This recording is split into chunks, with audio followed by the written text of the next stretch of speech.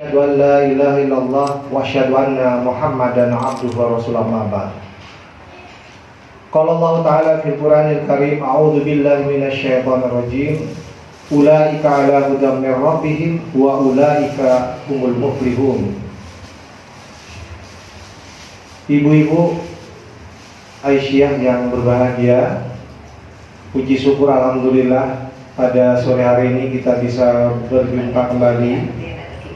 Sejujurnya saya diberikan kesempatan yang kedua kali ini juga sangat senang, walaupun mendadak beberapa menit yang lalu. Tapi saya paling tidak bisa kalau diundang pengajian kemudian menolak, apalagi tidak ada halangan. Itu kan bagian dari hak muslim terhadap muslim yang lain.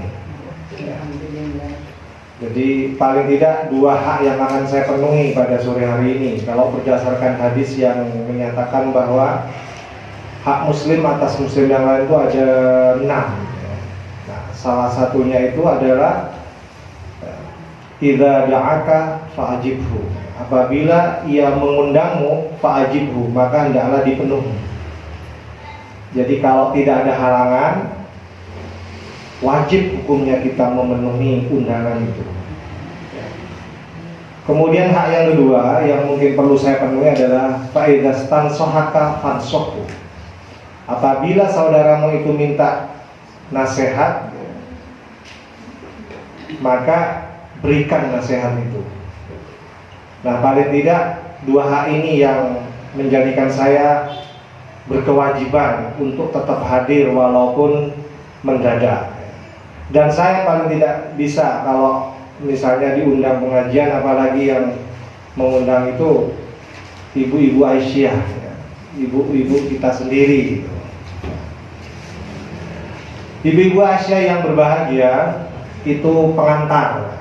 Jadi tidak perlu khawatir ibu kalau misalnya mendadak ustadznya berhalangan. Seperti Ustadz Baharus, kita doakan semoga berikutnya bisa hadir.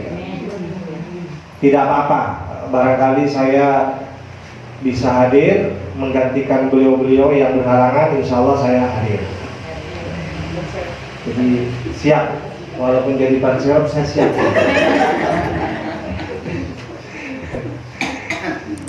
Tidak apa-apa ya, saya sambil gurau ya. Ya, ketimbang serius terus Bu, saya dari pagi sampai siang tadi, sampai sore.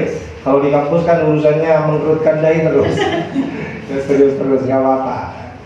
Yang penting pesannya sampai. Ibu-ibu Aisyah yang berbahagia, kita akan lanjutkan materi yang pernah saya sampaikan pada pertemuan sebelumnya. Kebetulan momentumnya pada sore hari ini. Tidak apa-apa saya campur-campur pakai bahasa Indonesia ya. Insya Allah paham, karena kita asli orang Indonesia. Apalagi sekarang Agustusan, diuji nasionalisme kita. Salah satunya harus percaya diri menggunakan bahasa Indonesia. Nanti saya campur-campur pakai bahasa Madura. Bahasa Madura juga bahasa nasional kita.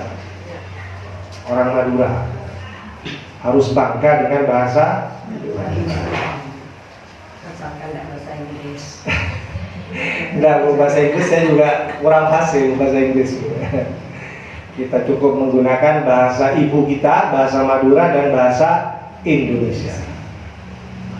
Ibu-ibu Asia yang berbahagia, sekarang kita sudah masuk tahun baru Hijriah. Mulai 1 Muharram yang lalu sampai sekarang masih ada undangan-undangan Muharraman. Saya sampai 3 kali undangan Muharraman itu. Nah, di antara undangan-undangan Muharraman itu ada materi-materi yang mungkin penting juga kita ingat kembali. Kita kalau diberi kesempatan oleh Allah,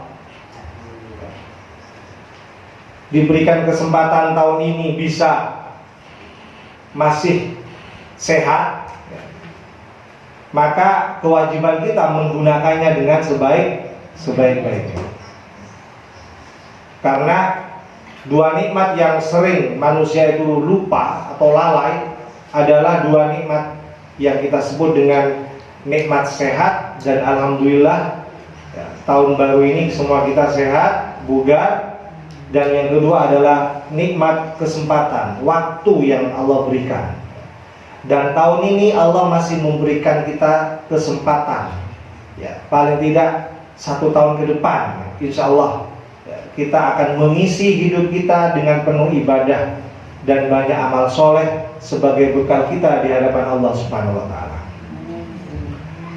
Ibu-ibu Aisyah yang berbahagia, di antara kajian Muharraman itu, para jamaah kita itu berpikir bagaimana caranya supaya tahun baru ini bisa lebih baik daripada tahun sebelumnya. Nah, ada hadis yang menyatakan bahwa sangat beruntung manakala hari ini kana yaumuhu khairan min amsihi. Ya. Jadi ada hadis yang menyatakan berbahagialah atau beruntunglah orang yang pada hari ini ya, khair, lebih baik min amsihi, dari hari kemarin. Fahuwa rabihun, maka dia termasuk orang yang beruntung. Nah, kalau kita ingin menjadi orang yang beruntung, maka kita harus siap pada hari ini dan hari-hari berikutnya di tahun baru ini harus lebih baik. Kita usahakan lebih baik. Apa saja yang harus kita usahakan untuk lebih baik? Nah, itu pertanyaannya. Apa saja yang harus kita usahakan supaya lebih baik dalam kehidupan kita pada tahun ini? Nah, salah satunya adalah kita harus lebih baik dalam beribadah kepada Allah. Saya yakin semua kita ingat tugas utama kita terlahir atau diciptakan oleh Allah itu adalah untuk beribadah. Masih ingat ayatnya, ibu-ibu? Saya ingatkan, Allah berfirman, a'udzubillahi minasyaitonirrajim, wa ma khalaqtul jinna wal insa illa liya'budun. Tidaklah aku ciptakan jin dan manusia itu illa liya'budun, kecuali mereka akan menyembah kepadaku. Jadi tugas utama penciptaan manusia dan jin itu adalah dalam rangka untuk beribadah. Oleh karena itu, kalau semua kita pada tahun baru ini berkomitmen, berkeinginan kuat untuk meningkatkan ibadah kita, itu sudah betul, sudah sangat betul. Itu sesuai dengan tugas utama penciptaan kita sebagai manusia. Ibadah kita tahun ini harus lebih baik. Sekedar contoh saja, kadipun apa? Para sahabat berlomba-lomba ingin meningkatkan ibadahnya sampai nyari informasi tentang ibadah Nabi sampai karoma-roma rajina. Jadi ada riwayat dari sahabat bernama Anas yang menceritakan ada 3 orang sahabat dari sangat inginnya meningkatkan ibadahnya supaya terus meningkat dari hari ke hari, dari bulan ke bulan, dari tahun ke tahun, sampai mencari informasi tidak cukup di masjid, sampai nyari informasi bagaimana ibadahnya Nabi ketika pulang ke rumah istrinya, istri-istrinya. Mon masjid, kalau yakin satu jenis betul kalau mereka oning kon, kan? Ibadahnya ustad, ibadahnya kiainya oning, kan?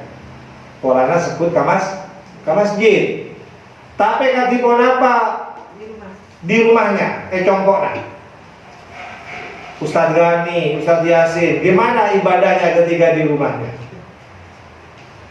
Kita kan tidak tahu itu. Kalau pengen tahu harus tanya kepada istrinya, kepada keluarga, kan? Nah, ini dilakukan oleh sahabat.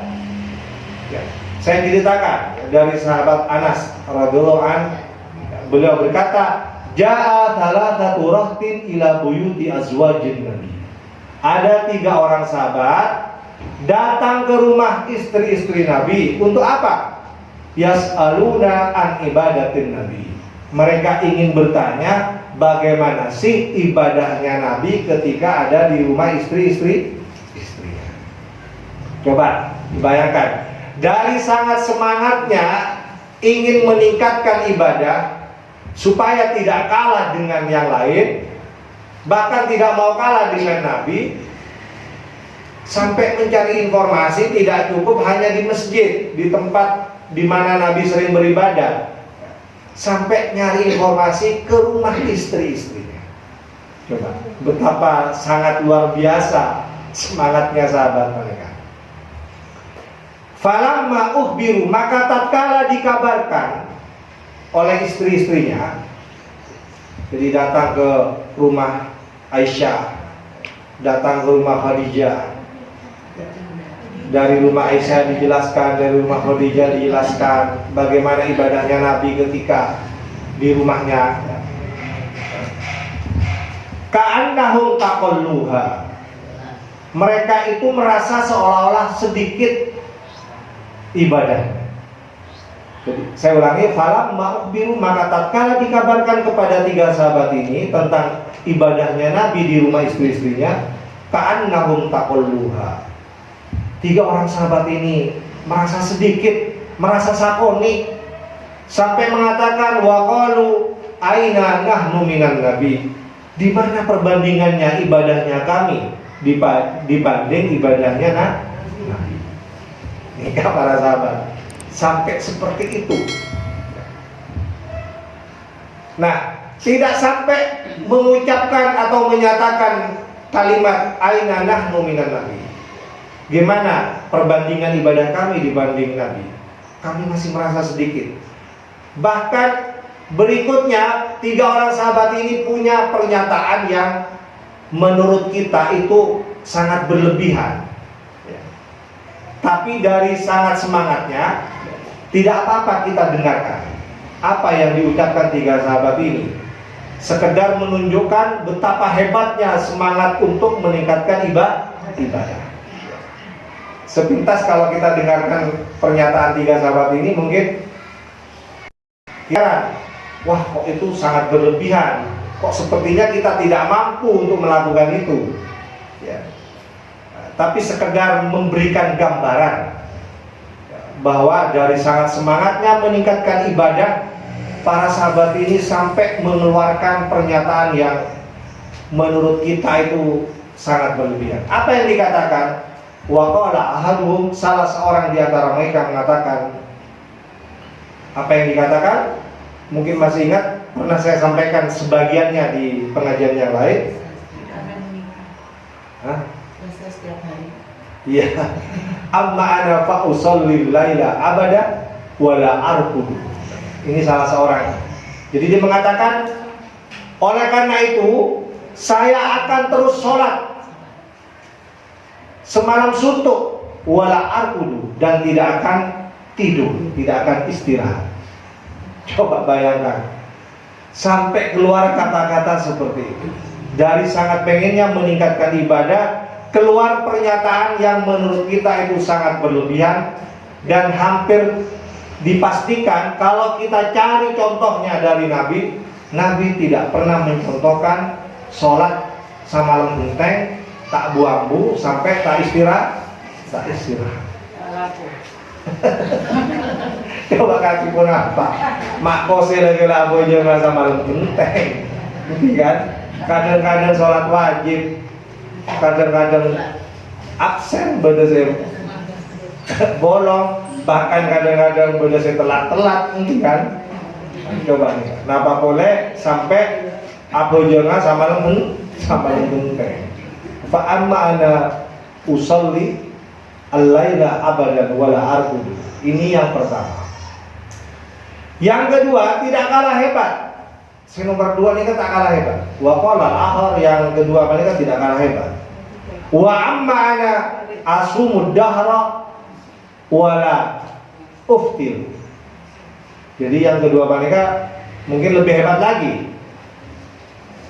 Seandainya berdialog seperti kita, yang kedua akan mengatakan, apa kamu cuma sholat semalam suntuk tidak istirahat? Kalau aku beda, apa?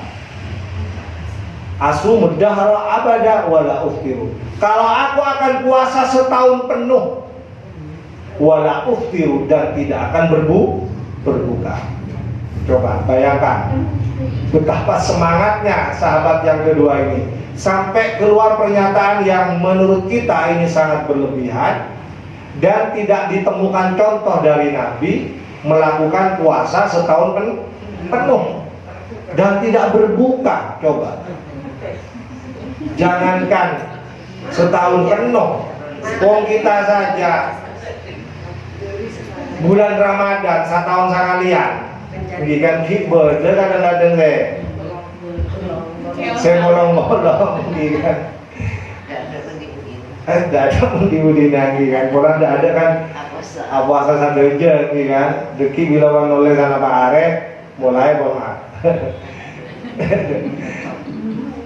Nah, puasa Senin Kamis saja kadang-kadang kita juga sering absen. Ya, kalau lagi mood semangat kita puasa, kalau lagi nggak mood kita tidak puasa sunnah Senin Kamis.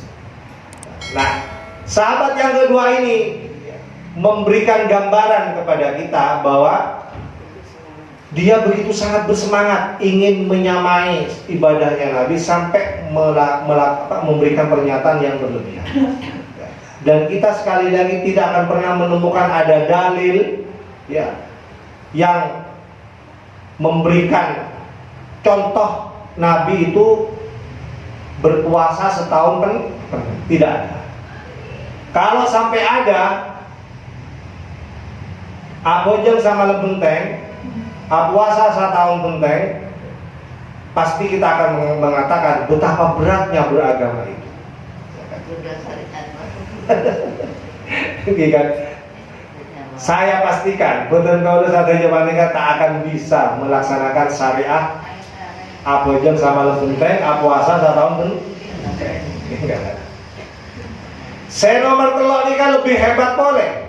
Saya nomor telok. Jadi sangat semangat tuh kagui meningkatkan ibadah. Nikah lebih hebat boleh. Wa amma ana a'tazilun nisa.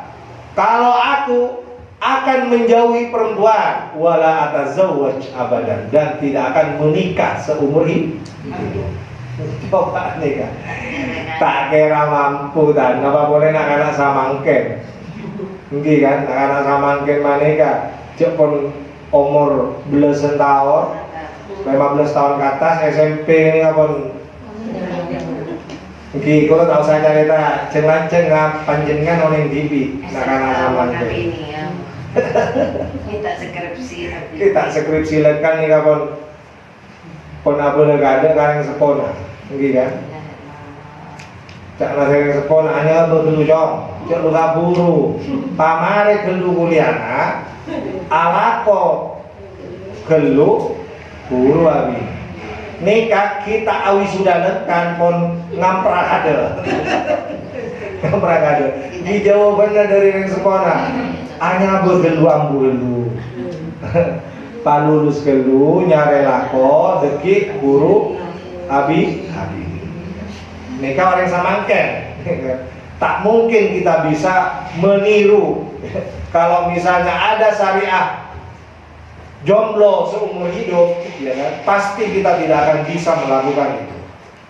Ya, kalau semua kita ini normal, baik laki-laki dan perempuan, tidak akan bisa melakukan itu. Tapi inilah sahabat, ya, betapa besarnya semangatnya sampai demikian pernyataannya. Kemudian Nabi datang kepada sahabat ini dan menegur tiga sahabat ini. Antumul ladina qultum kada wa kada, ekor Nabi. Kamu Kamu tadi yang mengatakan begini begitu. Kamu tadi yang mengatakan mau sholat semalam suntuk tidak akan istirahat. Kamu tadi yang bilang mau puasa setahun penuh tidak akan berbuka. Kamu tadi yang menikah. Ditegur oleh Rasulullah. Amma ana wallahi, demi Allah kata Allah, inilah ahsyakum lillah. Aku ini orang yang paling takut di antara kamu kepada Allah. Wa atqakum lahu, dan aku ini orang yang paling bertakwa di antara kamu kepada Allah. Tapi aku tidak pernah berkata seperti itu. Saya pernah. Aku ini orang yang paling bertakwa, orang yang paling takut kepada Allah. Tapi tidak sampai menyatakan hal yang sangat berlebihan seperti itu. Ana usolli wa arqud. Aku ini sholat, waktunya istirahat. Jadi Nabi mengatakan, ana usolli wa arqud. Aku ini sholat, tapi waktunya istirahat. Tidak sampai sholat sama lembenteng, gitu kan?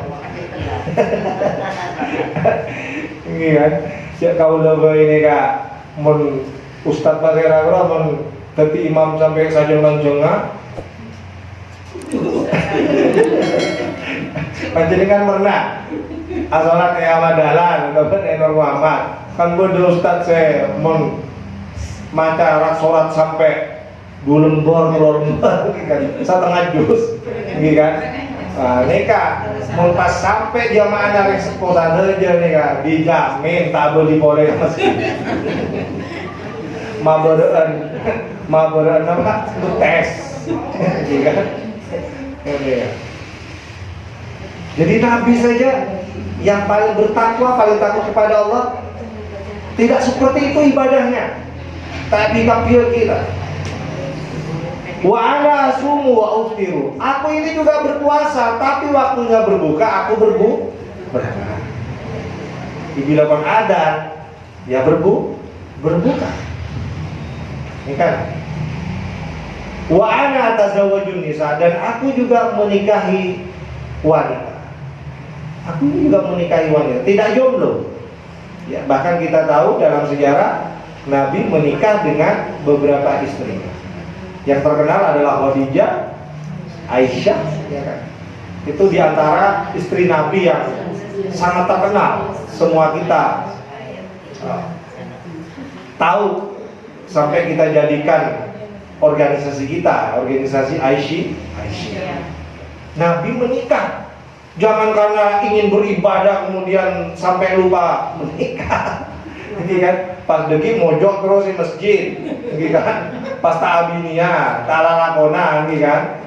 Mereka tak kenging. Kemudian Nabi menutup tegurannya dengan mengatakan, faman raghiba an sunnati falaisa minni. Barang siapa yang tidak suka dengan sunnahku, falaisa minni, maka dia bukan termasuk golongan. Apa yang bisa kita ambil pelajaran dari teguran Rasulullah ini? Kita memahami sunnah, jangan lagi dipahami sunnah paneka cuma urusan ibadah, benih gumperak sholat puasa. Menurut hadis paneka, yang dimaksud sunnah benih gumperak sholat, benih gumperak puasa. Yang dimaksud sunnah dalam hadis ini adalah waktunya sholat, waktunya istirahat. Istirahat ini juga sunnah. Kalau kita niatkan ibadah, maka akan jadi ibadah. Pernahkah kita meniatkan istirahat kita itu dalam rangka untuk ibadah? Mulai hari ini setiap kita mau istirahat, kita harus niatkan ibadah, karena itu juga sunnah. Jadi jangan sok pengen rajin ibadah terus tidak mau istirahat. Loh, istirahat itu bagian daripada sunnah. Kalau tidak suka sunnahku, itu bukan termasuk golonganku, katanya. Aku sholat tapi waktunya istirahat. Sunnah yang kedua menurut hadis ini, Waktunya berpuasa itu sunnah. Tapi waktunya berbuka juga harus berbuka. Itu juga sunnah. Ya, bahkan dalam hadis dikatakan ketika sudah adzan, kita tidak boleh lagi menunda, harus bersegera untuk berbuka. Ya. Langsung berbuka. Biasanya mau sholat dulu, langsung berbuka karena sunnahnya berbuka itu harus didahulukan. Ya walaupun bukanya sekedar minum, sekedar makan kurma, setelah itu baru kita melaksanakan sholat. Nah, yang ketiga sunnah menurut hadis ini adalah apa? Menikah. Menikah itu juga sunnah. Ya. Jangan kemudian karena sangat semangatnya beribadah kemudian lupa dengan fitrahnya sebagai manusia. Ya. Nabi memberikan contoh kepada kita, salah satu sunnahnya adalah menikah. Benjak takwa anak-anak menikah. Bila pun bertona mampu menikah, ya kita berikan semangat untuk segera menikah. Sampai kok takwa sampai umur 30 tahun kita akabin. Ini kan boleh kan jana dulu nih. Trauma ya. Trauma nak kajian apa? Mungkin kalau aku ngiding cacana nikah. Bangun kita anti kalakuan mapan. Cek tulia akabin, anak lawreng bakal anak beto. Akhirnya nunggu kapan punya pekerjaan mapan. Yang dimaksud pekerjaan mapan itu yang seperti apa? Coba, kalau nunggu semapan-mapannya kapan kita mau menikah? Ya. Jadi ini harus diluruskan pemahaman ini. Ya, jadi kita harus meluruskan pemahaman. Jangan sampai kita menuntut berlebihan anak-anak kita punya pekerjaan semapan-mapannya baru diizinkan menikah. Ya. Jadi yang dimaksud pekerjaan itu tidak harus semapan-mapannya harus jadi PNS dulu misalnya. Ya. Yang penting dia sudah punya penghasilan yang cukup, ya kan? Tidak apa-apa, disemangati dia menikah. Siapa tahu dengan menikah dia akan lebih semangat untuk bekerja. Bahkan ada hadis yang mengatakan, nikahlah kamu, niscaya kamu kaya. Coba dipikir, mungkin ini kalau dijawab sekarang nggak selesai. Coba ada hadis yang mengatakan, nikahlah kamu, niscaya kamu menjadi kaya. Jadi kalau pengen kaya, salah satu syaratnya harus menikah. Jadi mungkin kalau dipikir sekarang kita belum nemu jawabannya. Tapi coba dipikir ya, sehari, 2 hari, 3 hari, 4 hari, sebulan, nanti akan ketemu jawabannya. Kenapa ya Nabi bersabda seperti itu? Apa rahasianya menikah itu? Kok bisa dengan menikah itu kita akan menjadi orang kaya? Tapi dimanfaatkan. Boleh kan jangan Allah dikabut telur. Bukan apa ini? Apa ini?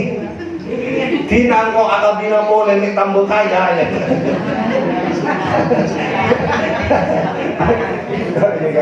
Berdasarkan hadis yang dibacakan Ustaz Zain, tinang akabina boleh tambah kaya.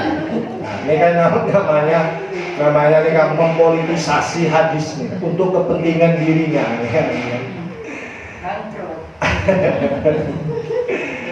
Ibu-ibu Aisyah yang berbahagia, jadi ini sekedar contoh bagaimana sahabat ya, berkeinginan untuk lebih meningkatkan ibadahnya. Ya.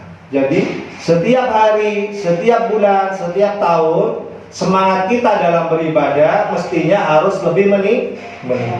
Apalagi kita ini sudah umur berapa ini? Ya kalau saya sudah tua juga ibu sekalian. Saya sudah 40 ini. Saya sudah merasa tua juga. Ya kan? Kita memang harus bersiap-siap, mempersiapkan segala sesuatunya dengan banyak amal ibadah. Hanya itu yang akan kita bawa di hadapan Allah. Sangat rugi. Ya, kita diberikan kesempatan masuk ke tahun baru, kemudian kita tak ngangkui, kabus. Memperbanyak amal ibadah. Nikah saya pertama. Saya nomor 2, apa yang harus kita tingkatkan? di tahun ini. Nomor 2 yang harus kita tingkatkan adalah kita harus memperbaiki kita dengan Al-Quran. Al-Quran yang kita yakini sebagai pedoman, sebagai petunjuk, harus kita kenali dengan sebaik-baiknya. Sedikit demi sedikit kita amalkan. Apa gunanya kita mengatakan kita mengaji setiap hari? Bahkan ini saya yakin betul-betul sampai mereka hafal, kan?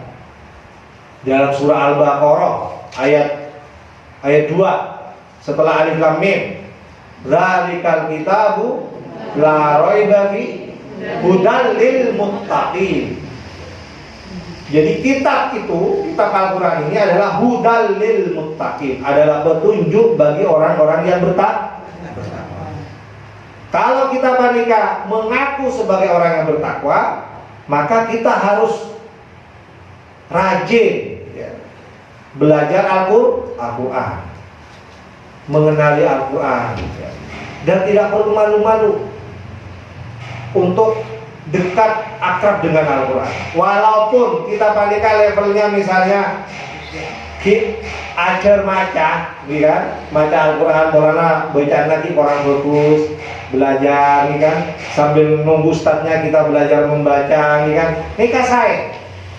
Jadi jangan lagi kita bandingkan merasa malu, merasa gengsi gara-gara konsepoki ajaro maca Quran. Jangan, tidak boleh. Parlo betul kalau kau udah nikah beda kampus. Di kampus nikah kan orangnya sarjana, minimal S1, S2 bahkan bodoh saya S3. Nikah tetap harus banyak belajar. Banyak sih kita bisa ngaji terus. Kita malu, masa sarjana, magister, doktor ngaji namanya belepotan, kan? Mon aboja surat andalannya cuma gini kan, qul huwallahu ahad, qul a'udzu birabbil nas, kan? Qul a'udzu birabbil falaq, kan? Ini apa? Tahu bau. Nikah doktor, magister, S2, S3. Kita punya juga waktu untuk meningkatkan diri belajar Al-Quran. Kita malu, apalagi disindir dalam sebuah hadis, innallaha, sesungguhnya Allah itu yubghidu kulla alimin bid dunya wa jahilin bil akhirah. Allah itu benci kepada orang yang cuma pinter urusan dunia, wa jahilin bil akhirah. Sebaliknya dia itu bodoh dalam urusan akhirat. Ini hadis, ya. Sempat disohihkan oleh Albani sebelum kemudian dinyatakan ya tidak sohih, tapi ini disebut sohihul matan, isinya sohih, ya. Tapi sanadnya ada beberapa yang memperdebatkan dhaif, tetapi matannya ini dianggap sohih, ya. Karena kalau dipikir-pikir benar, ya. Saya ulangi, innallaha yubghidu, sesungguhnya Allah itu benci kulla alimin bid dunya, orang yang hanya pintar urusan dunia, wa jahilin fil akhirah, dan dia bodoh dalam urusan akhirat. Coba tanya aki karen kampus macam teori-teori ini kan oning saja sesuai bidang ilmunya masing-masing. Tapi sorong ngaji ini kan, wah nikah ini banyak saya korang saya nikah. Mohon misalnya pun fokus ngaji ditingkatkan lagi, diperbanyak bacaan Al-Quran. Nikah pun saya baca Al-Quran setiap malam napa noro TPG kan. TPG ini kan apa? Taman Pendidikan. Mun kau udah panika oning kan TPG panika khusus anak. Tapi Nur Muhammad panika beda TPG ya. Setiap malam napa kasa? Malam apa? Malam Rabu. Ustaz Rizal beli ngajarin anak, ngajarin yang sekolah. Tahsin, kan? Bagaimana kita panika memperbaiki bacaan Al-Quran.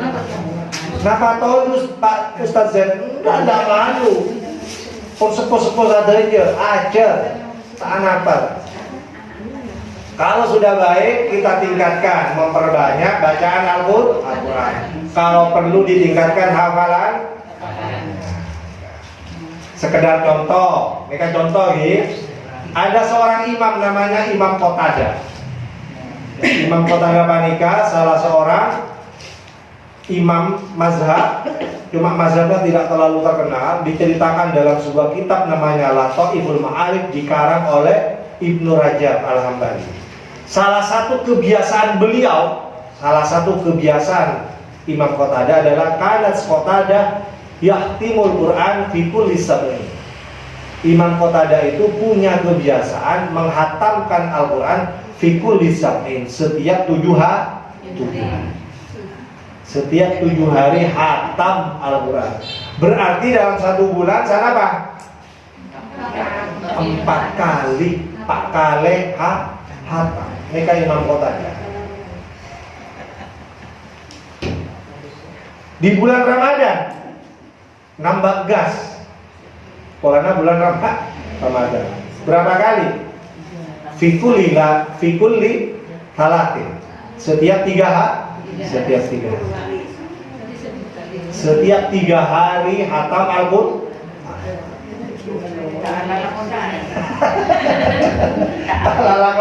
Lain, Pak Ibu Ketua. Imam Qatadah setiap 3 hari dia sanggup menghatamkan Al-Quran. Wa fi ashril awahir, bahkan di 10 terakhir bulan Ramadan, fi kulli lailah, setiap malam berarti sabulan sana apa kali hatam? 3 bulan. Nikah Imam Qatadah tero. Beda sih lebih hebat. Boleh Ustaz, beda sih lebih hebat. Pasera Imam Syafi'i.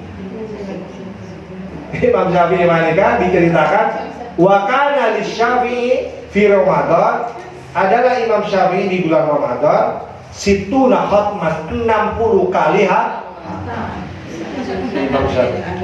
Imam Syafi'i itu di bulan Ramadan sanggup menghafalkan 60 kali. Imam Syafi'i pas ta'ala lakona tak kuatan, minimal semangat tuh baik saya ditiru nih kan. Coba samakan gola ngorek ngitung abad TV kan. Katipun apa? Saya sop aja betul kalau panika paling tidak adalah kesempatan untuk bisa menghatamkan Al-Quran. Coba pakai cara apa? Pola di tips nih kan. Pola tips panika cocok, mentah cocok mungkin deki bisa nyari si lain. Sabulan nikah sana are, kalau are, mon misalnya sehari sejus nikah bener apa punten? Mengkuan, si, insyaallah, deki pas sehari sejus, kalau guna pas libur. Semangat dari awal sehari 2 hari bisa sejus. Deki bilang katuariana pas libur, prei, gitu. Saare sajus berat apa bentar? Tak berat kan? Mau misalnya berat, tore nyari cara lain. Sajus nikah sana apa lembar? Ada yang 9, ada yang 10. Ada yang 9, ada yang 10. Sholat wajib sehari semalam sana apa kali? 5 kali. Nah, coba sama gen. Mon 10 lembar, bagi lema di sana Pak. 2 lembar. Mon 2 lembar, baca setiap sholat berat apa punten? Buat. Tore ini Kak lebih gampang nih Kak, lebih gampang. Tapi saya berat kalau beda pekerjaan lain, saya tak bisa ditinggal. Nah, gini Kak, lakar istiqomah nih Kak bener. Mungkin lah sajus sehari mungkin berat sama mungkin nikah. Tiap kali sholat hanya 2 lembar. Mau misal lagi berat, orang udah boleh caranya supaya demam. Sebelum sholat 1 lembar, setelah sholat 1 lembar. Berat apa demam? Demam? Demam. Mungkin berat nyari cara lain, mau kita tak mau cara kok. Iya kan? Gini kapan caranya? Mau teroh hatama Al-Quran hatam kia sabulan sejus. Sorry, 40 juz. Mau nakar bukan kalau maneka sabar istiqomah setiap kali sholat 2 lembar bisa sesudah sholat atau 1 lembar sebelum sholat, 1 lembar sesudah sholat. Dicoba mulai hari ini 2 lembar. Deki bila pun oleh sabulan kabari kabar baiknya. Oleh beda hasil lah pengajian setiap saminggu sekali. Nikah. Jadi kalau sudah baik bacaannya, kita tingkatkan untuk memperbanyak bacaan. Mumpun banyak bacaannya, kita tingkatkan lagi tafsirnya. Iya kan? Tafsirnya. Makanya kita menikah samanken usaha minimal seminggu sekalian ngaji. Minta ke Ustaz Gani, ke Ustaz Baru Surur, Gani Sakoni mengetahui tafsir. Minimal terjemahannya. Tafsirnya lebar. Mungkin aja tafsir bahasa Arab, humpon, sepopon, kan? Atau minimal, betul kalau mereka kan yang nabi, bangsa bangga kan andi terjemahan. Beda saya tadi terjemahan. Andi kan? Nah minimal, kan? Di samping ngaji, cek lepai. Sampingannya kan boleh terjemahan. Nah, ini sakoni baca terjemahan bisa nih sakoni memahami terjemahan. Tak sanggup tafsir mungkin kan? Tak apa terjemahan dulu. Terutama Fatihah baca pengkiran kan boleh terjemahan. Mungkin kan? Nikah. Ini pola sekaligus ngaji juga sekaligus pendengar mereka onin terjemahan. Misalnya ingin meningkatkan lagi tafsirnya, tafsir panika mungkin perlu evento sarang ustad, kan? Kenapa? Minimal seminggu sekali. Beda guna tafsirnya paling gampang, tafsir bahasa Indonesia, kan? Kan betul ini kan orang Indonesia, kan? Kenapa tafsir yang berbahasa Indonesia? Yang karangan ulama kita, orang Muhammadiyah masa tidak tahu tafsirnya Hamka, orang Muhammadiyah ini. Apa? Tafsir Al-Azhar itu tafsirnya tokoh Muhammadiyah. Masa kita orang Muhammadiyah tidak mau sekali-kali membuka tafsir bukan tafsir. Ketua MUI pertama. Kemudian ada lagi tafsir yang berbahasa Indonesia yang populer di samping tafsirnya tafsirnya Quraisy Shihab. Apa namanya? Tafsir Al-Misbah. Jadi ada 2 tafsir berbahasa Indonesia dikarang oleh tokoh dan ulama Indonesia. Salah satunya adalah tokoh Muhammadiyah, ketua MUI pertama.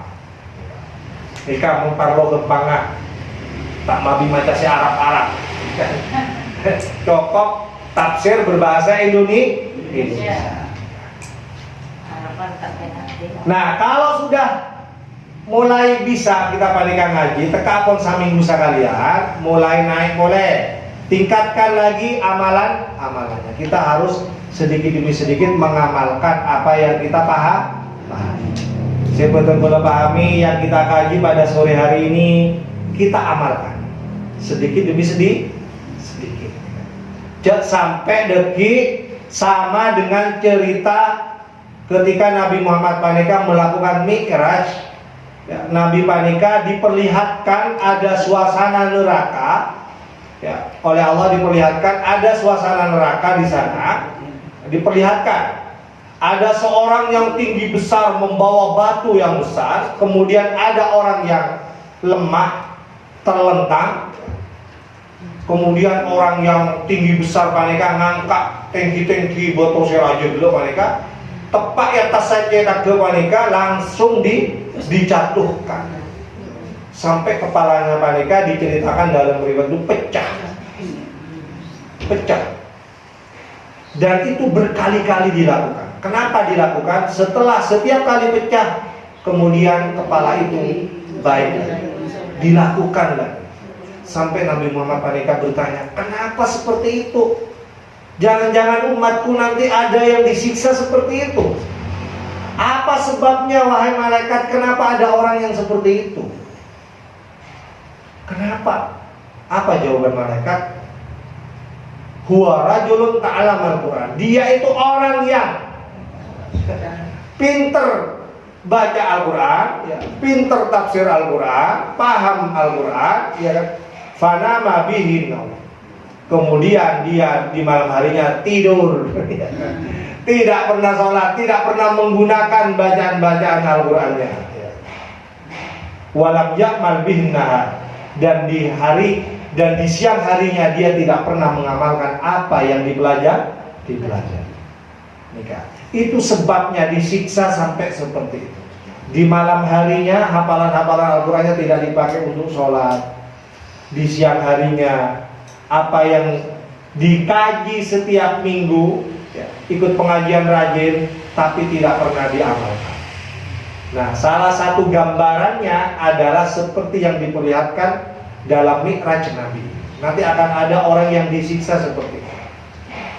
Ngajinya bagus, hafalannya banyak, tafsirnya pinter, ceramahnya pinter, tapi dia tidak pernah, ya, melaksanakannya dalam kehidupannya sehari-hari.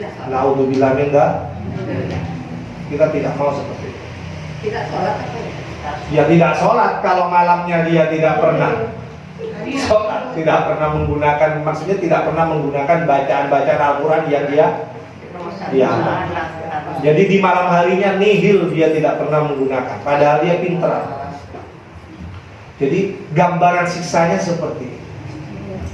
Nah, mulai tahun ini seperti yang saya sampaikan ini termasuk yang kedua yang akan tingkatkan di tahun ini, ya, bagaimana kita di tahun ini meningkatkan hubungan kita semakin akrab dengan Al-Quran. Dengan cara apa, Ustaz? Bacaan Al-Qurannya, tahsinnya diperbaiki, ya, ditingkatkan. Kemudian bacaannya diperbanyak, hafalannya ditambah, ngajinya, ya, rutin. Kalau memang 1 minggu 1 kali, ya paling tidak 1 minggu sekali kita hadir.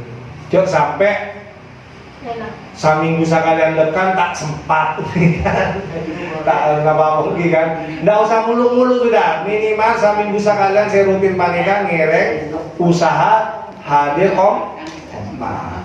Salah starena panika ngerek nih sabone diamal.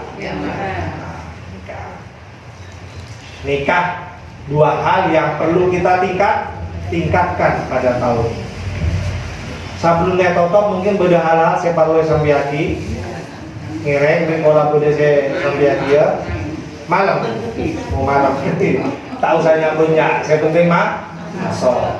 Ingat di 2 hal yang harus kita tingkatkan di tahun ini apa? Yang pertama ibadah, meningkatkan ibadah. Jadi ibadah dalam arti yang luas, tidak hanya sholat, tidak hanya puasa, ya kan? Dalam urusan muamalah, kalau semuanya diniatkan ibadah, maka jadi ibadah. Yang nomor 2 apa? Bacaan Al-Qurannya kita tingkatkan, ngajinya ditingkatkan, amalan Al-Qurannya juga ditingkatkan. Rasanya banyak nikah 2 hal saos. Saya perlu betul-betul tingkatkan di tahun ini. Semoga bermanfaat. Semoga betul-betul saja panika sehat. Sehingga betul-betul panika tetap semangat untuk mengisi hari-hari kita panika dengan penuh ibadah dan bacaan Al-Quran. Betul-betul akhiri. Assalamualaikum warahmatullahi wabarakatuh.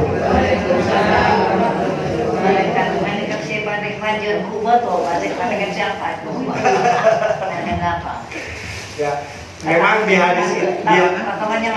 hadis itu memang tidak disebutkan nama malaikat. Tapi yang kita tahu siapa yang biasanya jaga neraka. Malaikat memang ada yang menjelaskan bahwa itu adalah malaikat penjaga neraka. Yang kita kenal baik penjaga neraka itu malaikat Tapi apakah benar yang dimaksud dalam hadis itu adalah malaikat Malik? Memang itu tidak ada penjelasan lebih detail. Nabi tidak menjelaskan. Cuma disebutkan ada malaikat yang menjawab pertanyaan